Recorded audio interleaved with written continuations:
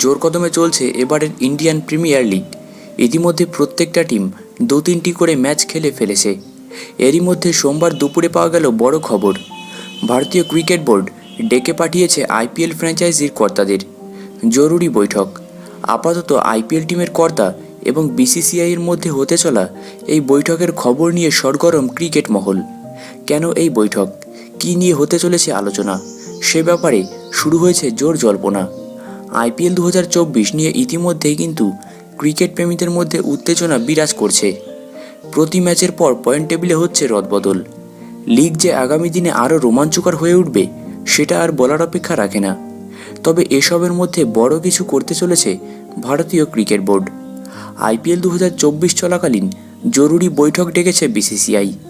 আগামী 16 এপ্রিল গুজরাটের আহমেদাবাদে এই বৈঠক অনুষ্ঠিত হবে বলে খবর পাওয়া গিয়েছে।